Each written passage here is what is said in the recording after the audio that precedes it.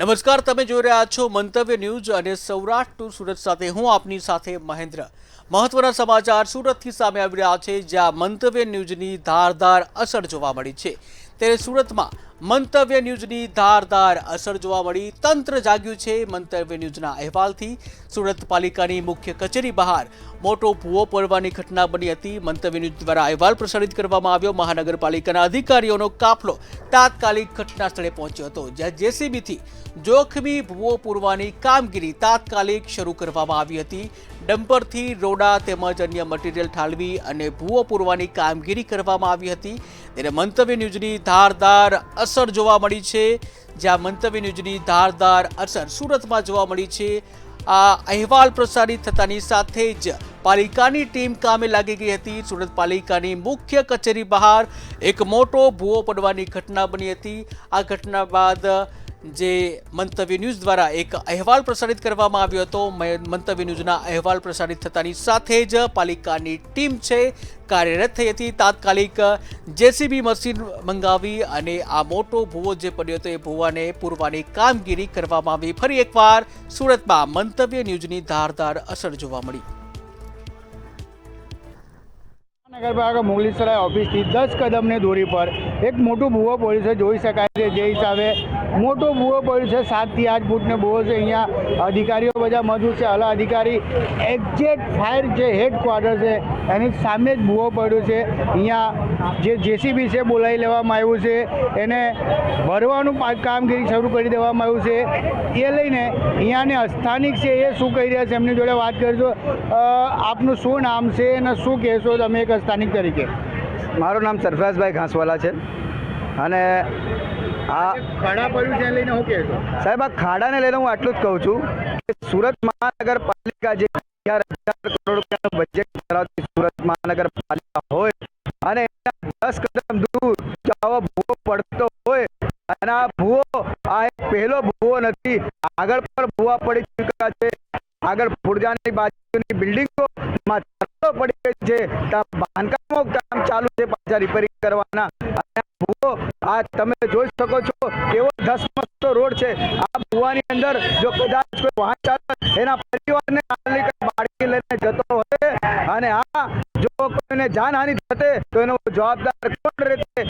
અમારી સુરત મહાનગરપાલિકાના મેયર અને કમિશનર સાહેબને હાથ જોડીને તમને પ્રાર્થના છે, અમારી અરજી છે, જો આ લોકોની જીવના ભોગે આ જો વિકાસ થવાનો હોય તો આવા વિકાસ તમને જરૂર નથી। 100 રૂપિયાના પેટ્રોલને 150 રૂપિયાનું ભરાવશું, 10 રૂપિયાની રિક્ષાના 15 રૂપિયા આપશું અને બસના જો 15 રૂપિયા ભાડો હોય તો અમે સુરત મહાનગરપાલિકાને કહીએ 15 રૂપિયાના 20 રૂપિયા કરી દેજો। પણ આ સસ્તી મેટ્રોની સુવિધા આપવા માટે જો સુરતીઓના જીવ જતા હોય તો આવો વિકાસ અમને જોતો નથી। અમે વિકાસના સુરતીઓ પૂરા સહભાગી છીએ, પણ અમારા જીવના જોખમે, અમારા બાળકોના જીવના જોખમે, અમારા સિનિયર સિટીઝનના જીવના જોખમે જો આ પ્રોજેક્ટ તૈયાર થતો હોય તો આવા પ્રોજેક્ટ પર અમને વિશ્વાસ નથી। હવે જો સુરત મહાનગરપાલિકાને આવા લોકોને વિશ્વાસ બેસાડવો હોય તો આ સમગ્ર વિસ્તારની એક જાંચ કમિટી બેસાડે અને જાંચ કમિટી દ્વારા સમગ્ર વિસ્તારનું સર્વે કરાવે તો જ લોકોને વિશ્વાસ આવશે કે આ પ્રોજેક્ટ હવે આવનારા સમયમાં કોઈ લોકોનો જીવ લેશે નહીં। જી તો બિલકુલ સાચી વાત છે। આજે ભૂવો છે, વિકાસને બહુ મોટો ભૂવો કહી શકાય છે, કેમ કે અહીંયાથી 500 મીટર દૂર છે જે મેટ્રોની કામકાજ ચાલુ છે, 10 કદમ દૂર છે જે સુરત મહાનગરપાલિકા મુગલીસરાય ઓફિસ છે ને હાલ એક્ઝેક્ટ ફાયર વિભાગની હેડક્વાર્ટર છે, એની ગેટની બહાર જ મોટું ભૂવો પડ્યું છે। હાલ તો અહીંયા ડ્રેનેજ લાઇનના અધિકારીઓ પહોંચી ગયા છે, કામગીરી શરૂ કરી દેવામાં આવ્યું છે, પણ આજે ભૂવો છે એ વિકાસને એક મોટો ભૂવો કહી શકાય એવું છે। હાલ જે અહીંયા સ્થિતિ છે એ ચાલુ રોડ છે, લાખો ગાડી અહીંયાથી નીકળતી હોય છે, કાયમ ખાસ કરીને લોકોને તકલીફ પડી રહ્યું છે આ ઘટના ભૂવાને લઈને, કેમ કે આ મહાનગરપાલિકાને મોટું એક ભૂવો છે। મંતવ્યની સુરત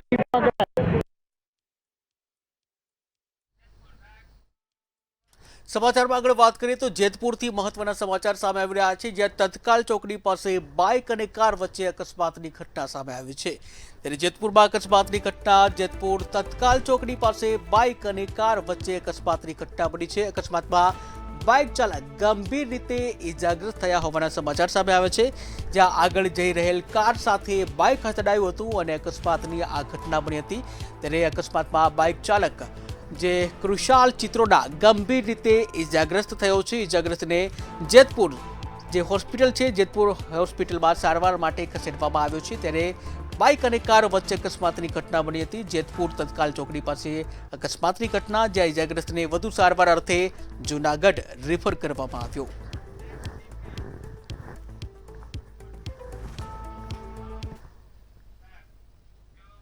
સુરતના ગજેરા સર્કલ રત્નમાલા ઓવરબ્રિજ તાજેતરમાં જ લોકાર્પણ કરવામાં આવ્યું હતું। ત્યારે કરોડો રૂપિયાના ખર્ચે બનેલા ઓવરબ્રિજના સ્ટ્રક્ચરના પોપડા લોકાર્પણના થોડા દિવસમાં જ ઉખડવા લાગ્યા છે, અને જેને લઈને વાહન ચાલકો અને સ્થાનિકોમાં ભયનો માહોલ જોવા મળી રહ્યો છે। ત્યારે સુરત મહાનગરપાલિકા દ્વારા ભ્રષ્ટાચાર અને કાર્યની ગુણવત્તા અંગે સવાલો ઊભા થઈ રહ્યા છે।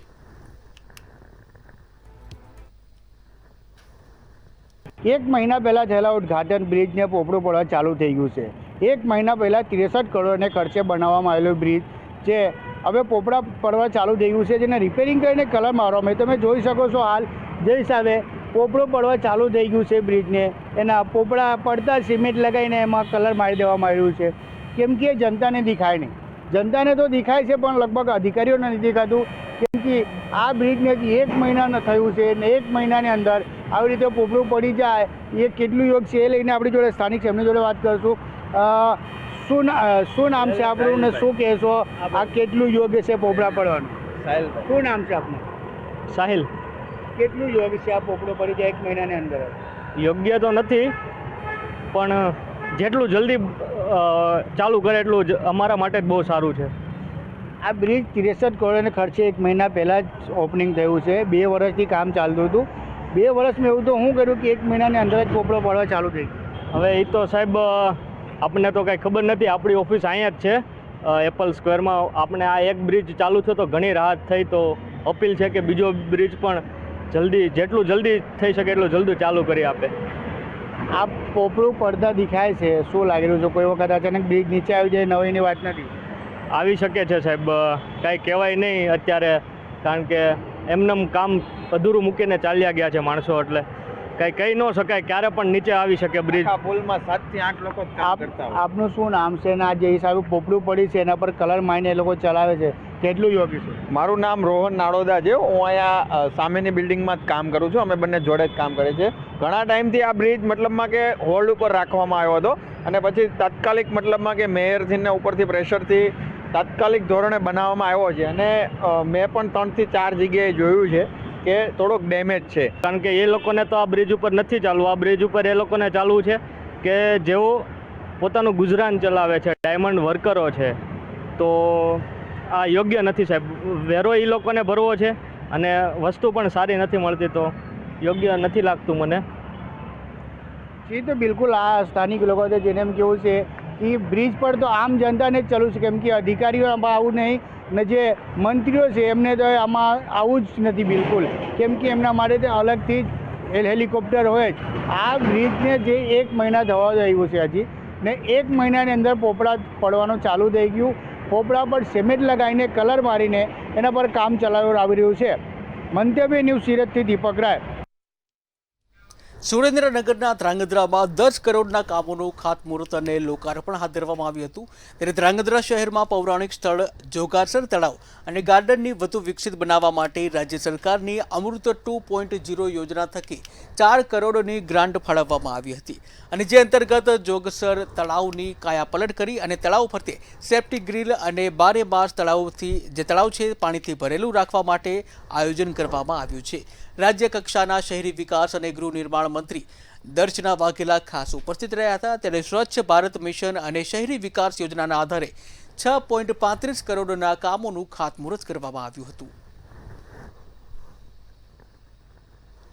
જોગાસર તળાવનું 4 કરોડથી વધુ ખર્ચના કિંમતે જે રીડેવલપમેન્ટ થયું એનું લોકાર્પણ થયું, અને 6 કરોડ ને 35 લાખથી વધુ ખર્ચના સ્વચ્છતા મિશનના અનુસંધાનના નવા કામોના ખાતમુહૂર્ત થયા છે।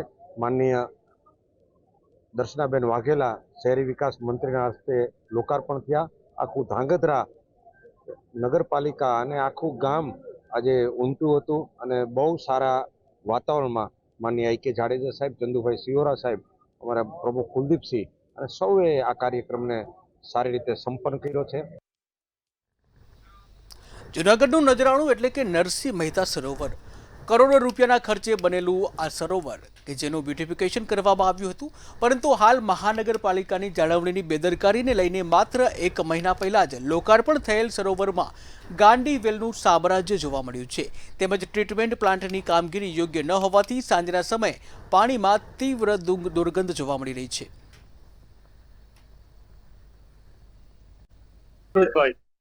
જુનાગઢ મ્યુનિસિપલ કોર્પોરેશન દ્વારા 77 કરોડથી વધુના ખર્ચે નરસિંહ મહેતા સરોવરનું હમણાં તાજેતરમાં લોકાર્પણ થયું. માન્ય મુખ્યમંત્રી શ્રીના વરદ હસ્તે પ્રજા માટે આ સરોવર ખુલ્લું મૂકવામાં આવ્યું. એનું બ્યુટિફિકેશનનું કામ થયું, પણ મૂળભૂત કામ એટલે કે જળ સિંચન અને જળ સંચયની જે મૂળભૂત વાત છે એમાં ક્યાંક ને ક્યાંક મ્યુનિસિપલ કોર્પોરેશન ઊણું ઉતર્યું છે. તળાવમાં જ્યારે મુખ્યમંત્રી શ્રી દ્વારા જ્યારે લોકાર્પણ થયું ત્યારે જ આમાં મોટા ભાગની કામગીરી અધૂરી હતી, અને હવે જે કંપની એજન્સી મેન્ટેનન્સનું કામ રાખે તેમને જ ગાંડી વેલથી માંડી અંદર ગટરનું પાણીથી માંડીને તમામ મેન્ટેનન્સ એમને જ કરવાનું છે. એના માટે લાખો રૂપિયા ખર્ચાઈ રહ્યા છે, કરોડો રૂપિયાના બિલ ચૂકવવામાં આવે છે. અને અત્યારે જે પ્રવાસીઓ છે, જુનાગઢ વાસીઓ છે, જે તળાવની મુલાકાત એમની પાસે 20 રૂપિયા જેવી રકમ પણ ઉઘરાવવામાં આવે છે, તો એ રકમમાંથી એમનું મેન્ટેનન્સ કેમ નથી થતું? સૌપ્રથમ તો આપને જણાવી દઉં કે નરસિંહ મહેતા સરોવરનું જે ઉદ્ઘાટન થયું ત્યાર પછી લોકોનો ખૂબ જ સારો પ્રતિભાવ મળી રહ્યો છે. અને આપ જે વાત કરી રહ્યા છો એ કદાચ મને લાગે છે જેણે આક્ષેપ કર્યો છે એણે અધૂરી વિગત સાથે કર્યો છે. આપણે તળાવમાં એક ઇનલેટ છે અને એક આઉટલેટ છે. ઇનલેટની અંદર જે પાણી જે આપણે આવે છે કાળવામાંથી, જે વોકળામાંથી, ત્યાં ઓલરેડી આપણો એસટીપી પ્લાન્ટ કાર્યરત છે. તે સિવાય ત્યાં આપણે એનું જે વોકળાનું જે પાણી છે એને આપણે અલગ ગટર બનાવીને એના એસટીપી સુધી પહોંચાડવાનું પણ આયોજન કરેલું છે અને અત્યારે ચાલી રહ્યું છે. ભાવનગરના હાદાનગર વિસ્તારમાં ધૂળેટીના દિવસે બનેલી મારામારીની ઘટનામાં પોલીસે કાર્યવાહી તેજ કરી છે. મહિલા સાથે થયેલી માથાકૂટ બાદ તેના પરિવારજનો પર હુમલો કરી જાનથી મારી નાખવાની ધમકી આપ્યાની ફરિયાદ નોંધાઈ હતી. આ મામલે પોલીસે 8 આરોપીઓ સામે કેસ નોંધ્યો હતો અને જેમાંથી 6 શખ્સોને ઝડપી પાડવામાં આવ્યા છે. ત્યારે પોલીસે ઝડપી પાડેલા આરોપીઓને ઘટના સ્થળે લઈ જઈ રિકન્સ્ટ્રક્શન કરાવ્યું.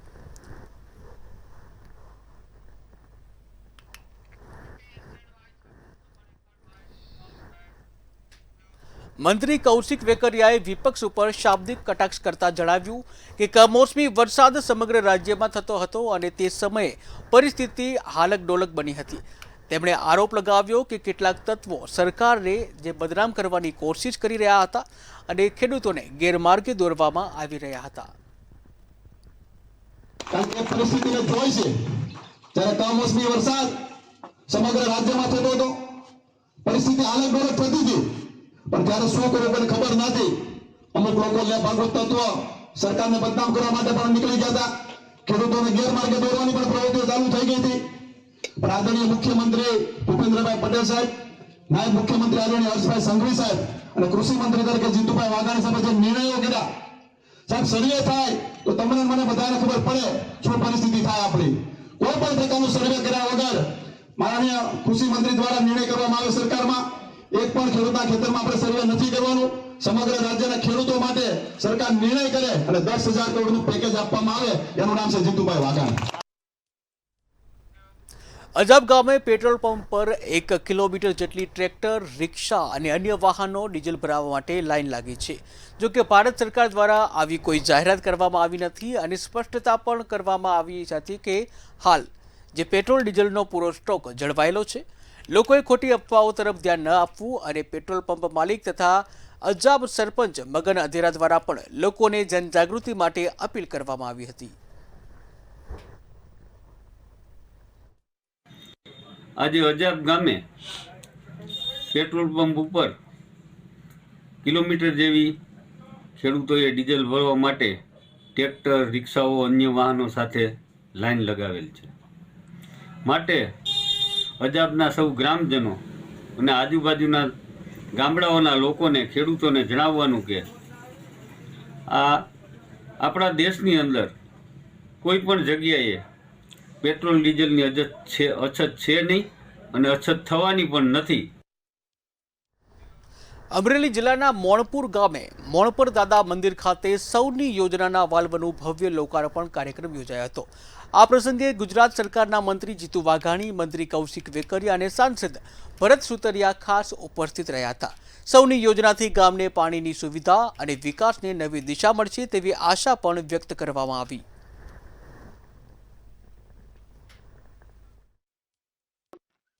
આજે મોણપુર માટે ઐતિહાસિક દિવસ હતો.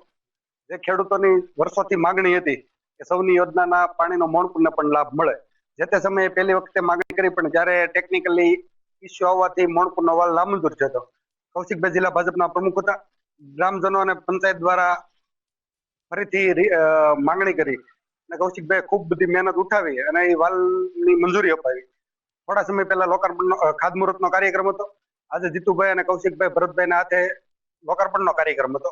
આજે આ વાલનું પાણી મોણપુરને મળવાથી મોણપુર, ધરાઈ, જસવંતગઢ અને ચિત્તલના ખેડૂતોને ખૂબ ફાયદો થાય અને આ પાણી છૂટવાથી મોણપુરના ખેડૂતોને ખૂબ ફાયદો થાય. મોણપર એ સૌની યોજનાની લિંક 4 ની અંદર આ વાલ એ માત્ર વાલ નથી. સૌની યોજનાનો એ આજુબાજુના 8-10 ગામોની અંદર એ પ્રાણ આપતો વાલ છે, જેનાથી ખેતીવાડી, પીવાનું પાણી, પશુઓનું પાણી, પક્ષીઓનું પાણી આ બધાને અસર કરે એ પ્રકારે ખાસ કેસમાં ભાઈ કૌશિકભાઈ મંજૂર કરાયો છું. કૌશિકભાઈને વિશેષ અભિનંદન આપીશ કે આ પ્રકારની સક્રિયતા એ હંમેશા જનકલ્યાણકારી નીતિઓના અને એમની સક્રિયતાના કારણે જનકલ્યાણના કામો એ આજે મોણપુરના આસપાસની ગામોમાં થઈ રહ્યા છે. ત્યારે મને આનંદ છે કે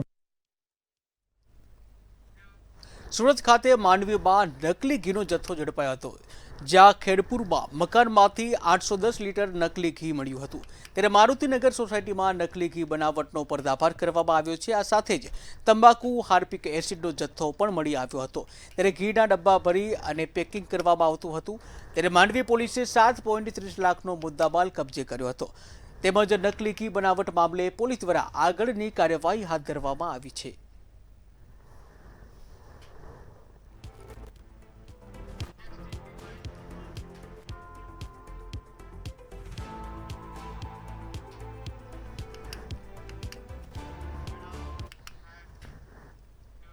સુરેન્દ્રનગર મહાનગરપાલિકામાં કોન્ટ્રાક્ટ બેઝ સફાઈ કામદારો હડતાળ ઉપર ઉતરી વિરોધ નોંધાવી રહ્યા છે. ત્યારે વિવિધ પ્રશ્નોનો ઉકેલ ન આવતા સફાઈ કામદારો હડતાળનો માર્ગ અપનાવ્યો છે. જે સફાઈ કામદારોના કામના કલાક છે 8થી વધારી અચાનક જ 9 કલાક કરતાં ભારે રોષ જોવા મળ્યો છે. તેમજ અગાઉ જે છૂટા કરેલા કોન્ટ્રાક્ટ બેઝ 40 સફાઈ કર્મચારીઓ છે તેઓને પણ નોકરી પર પરત લેવાની માંગ કરવામાં આવી છે. જ્યાં સુધી તમામ માંગો પૂરી કરવામાં નહીં આવી ત્યાં સુધી હડતાળ યથાવત રાખવાની ચીમકી ઉચ્ચારવામાં આવી છે.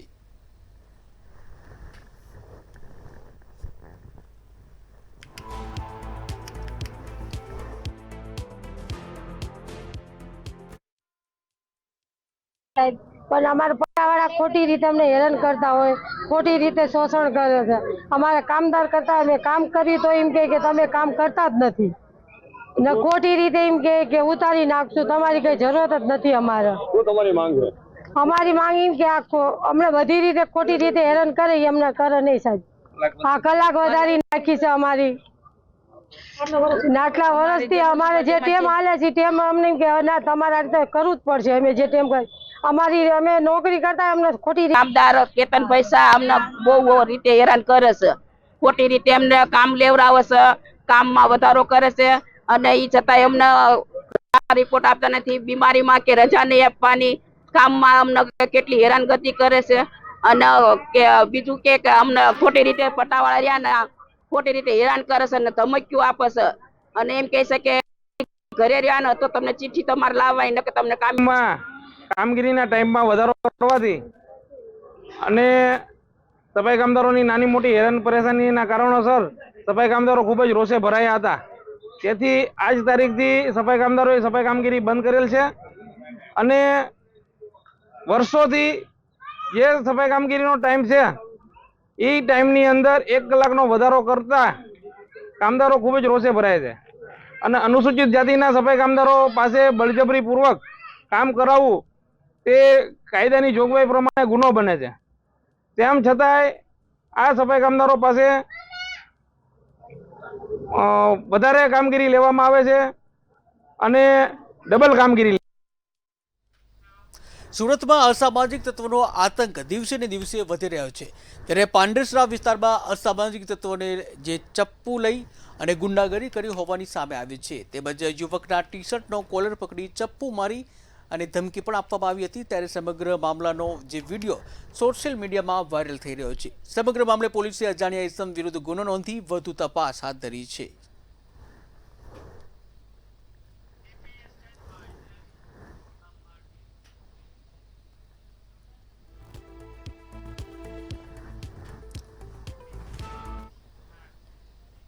સુરત સાયબર ક્રાઇમની ટીમને આંતરરાજ્ય સાયબર ફ્રોડના રેકેટનો પર્દાફાશ કર્યો છે. ત્યારે સાયબર ઠગોએ નિવૃત્ત રેલવે અધિકારીની કમાણીના રૂપિયા પડાવી લીધા હતા. સમગ્ર મામલે સાયબર ક્રાઇમની ટીમે ફરિયાદ નોંધી તપાસ હાથ ધરી હતી, જ્યાં પોલીસે ઉત્તર પ્રદેશ અને મધ્યપ્રદેશમાં દરોડા પાડી 9 આરોપીઓની અટકાયત કરી છે. આરોપીઓને ઝડપી પાડી વધુ તપાસ હાથ ધરવામાં આવી છે.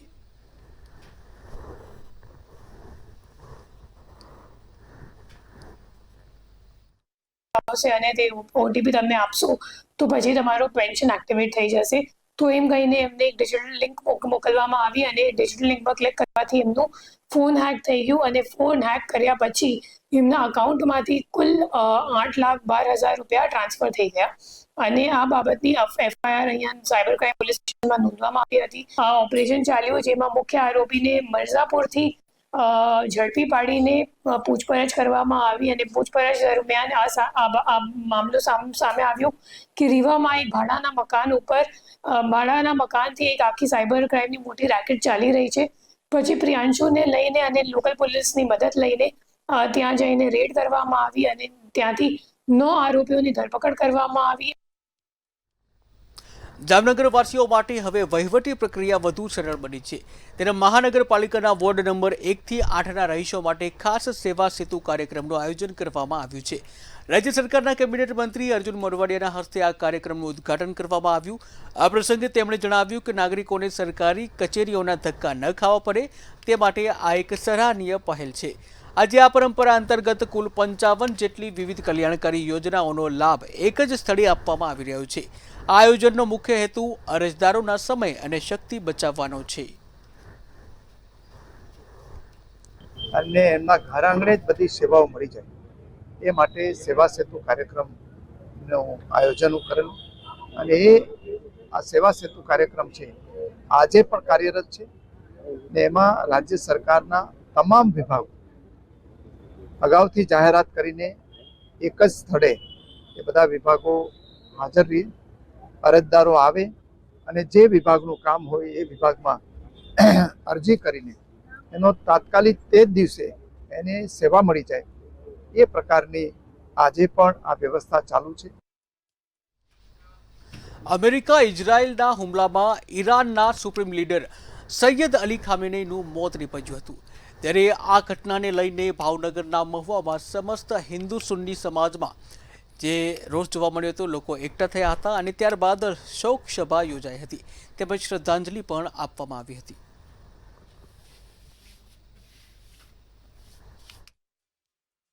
આ ઈરાનની અંદર આપણા ઉમ્મતે મુસ્લિમીનના જે આજની સદીના જે મોટા હોલમાં છે એને શહીદ કરી દેવામાં આવ્યા. ખાસ કરીને આ શહાદત જે ખામનાઈ સાહેબની શહાદત થઈ એ ખરેખર આખા ઉમ્મતે મુસ્લિમીમાં માટે બહુ દુઃખની વાત છે.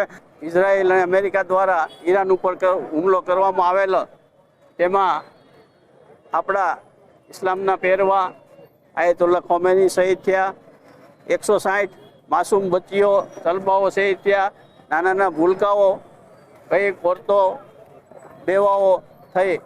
તો તેના અનુસંધાને આજ રોજ સમસ્ત મુસ્લિમ સમાજ વતી આજે ભાદરોડ ગેટ મસ્જિદે વલી અસર પાસે જુમ્મા બાદ તમામ મુસ્લિમ સમાજના આગેવાનો, શિયા સુન્ની બધા સૌ ભાઈઓ આ પ્રોગ્રામની અંદર સિરાજે અકીદત પેશ કરવા માટે ખોમેની સાહેબને અને શહીદોને એને માટે દુઆએ ખેર કરવા માટે ભેગા થયા છે.